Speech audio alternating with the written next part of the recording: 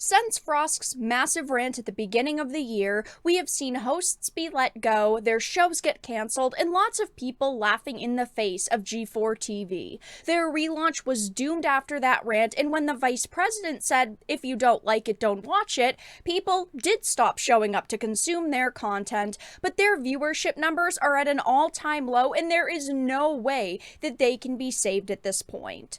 I have a few things to show off, but before we get into the topic at hand, if you enjoy the content that I create, please make sure to subscribe to the channel and hit the notification bell.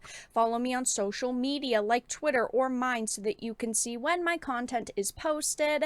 And of course, if you do really enjoy the videos and the live streams that I create, please consider becoming a Dark Titan via Patreon for just $1 a month, or support the channel via YouTube memberships. All of the links are in the description, and of course, I do really appreciate all of the support.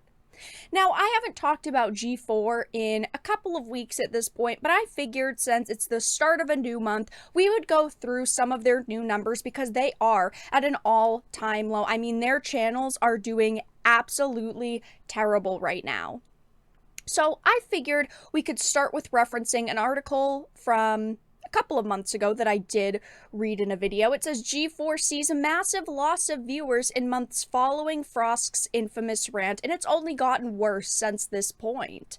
So according to public view counts, G4's various content offerings have seen a massive loss of viewers in the months following Frost's on-air rant against sexism in gaming and the network's subsequent endorsement of her opinion. I do genuinely believe if they didn't endorse her opinion so heavily, they probably would have survived. I definitely think viewers still would have left, they still would have abandoned the whole G4 relaunch, but I don't think if the vice president came out and said, if you don't like it, don't watch it, if all of these hosts didn't come out and say, screw you if you don't like her stunning and brave rant, I think things would have went very differently for them.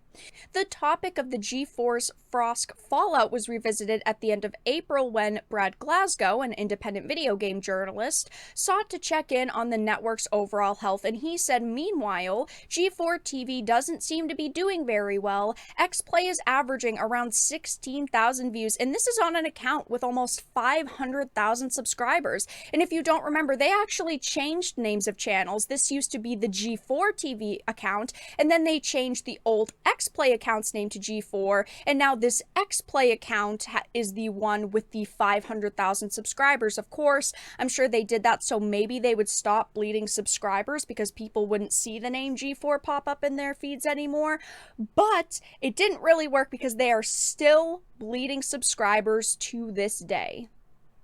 So if we scroll a little bit more down in this article, it says if you look at the channel views before the infamous Frost video, not counting that video's numbers, they were averaging around 40,000 views per video. And then they do bring up some of the monthly views here. And overall, just saying, it hasn't been great. Since the controversy began, the X-Play channel has lost an additional 4,000 subscribers, bringing the total subscriber count down even further to 488,000.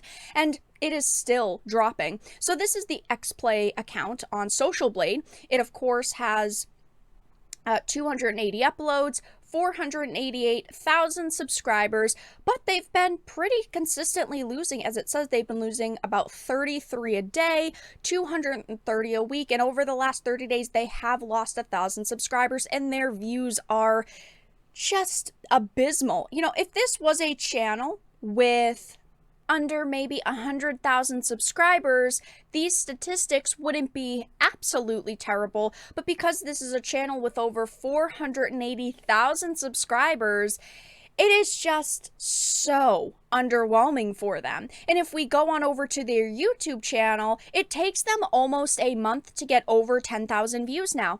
A day ago, 6,000 views. 4 days ago, 9,000 views. 6 days ago, 9,000 views. They do have one video from 8 days ago with 20,000 views, but then it drops back down to 8.6, 8.8. So they are averaging around 10,000 views a video at this point, when before the Frost rant, they were averaging over 40,000 views a video. And obviously, I'm not sitting here trying to brag, trying to say that our channel is huge, but even my channel is doing better than the X-Play channel. I have 54,000 subscribers and I appreciate every single one of you, but I got more monthly views last month than even a 500,000 subscriber account. They got 234,000 views and they were minus 1,000 subscribers, and I went plus 1.1k subscribers and I was averaging 250,000 views for that month. It's just a very unfortunate situation for them. They banked on this social justice narrative. They banked on this stunning and brave rant thinking it was going to bring viewers in, and it did the exact opposite for them. And if we go to the social blade for the G4 YouTube account, which was previously the X-Play one, and they switched the names, I mean, it's doing even worse. They did get plus 2,000 subscribers this month, but they only had 171,000 video views, and this channel has 124,000 subscribers, so you would think that they'd be averaging maybe 200,000, 300,000. They couldn't even break the 200,000 mark. And of course, if we go on over to their Reddit, it is absolutely dead at this point. I mean, there's like absolutely nobody using this. 26 people online. And then if you look at the newest posts, plus 7 upvotes, 48, 28, 16. So they're definitely not doing great right now. And we do know that a lot of the staff members for the Reddit ended up leaving. And of course, a few hosts were either laid off or they left. It seems like there was a good mixture there. But G4 is doing terribly right now. And it's no surprise to see why. If they had defended their viewers and said, you know what, we let her do this rant, it was an unacceptable rant, I think that people would have stuck around. But because the higher-ups, the VPs, the hosts decided to shit on their audience and basically say all of you are ists, everyone just kind of ditched them. I know I was very skeptical of the G4TV relaunch, but I was willing to give it a chance. We saw a few names returning. I was like, okay, maybe this will actually go well. Maybe they'll put out high production content. They'll bring new hosts on. It'll be a good experience overall. And then of course the rant happened not long after the relaunch, and it just all fell apart from there. I don't usually praise the failure of other people, but they deserved to fail. They allowed Frost to go on this unhinged feminist rant about all of the ists in their audience, and they didn't want to defend the people watching their content, and everyone decided to leave. I think that this is a pretty funny situation overall. I will, of course, be watching their social blade to see if anything changes over the next few months, but at this point, it seems like their channels are pretty dead.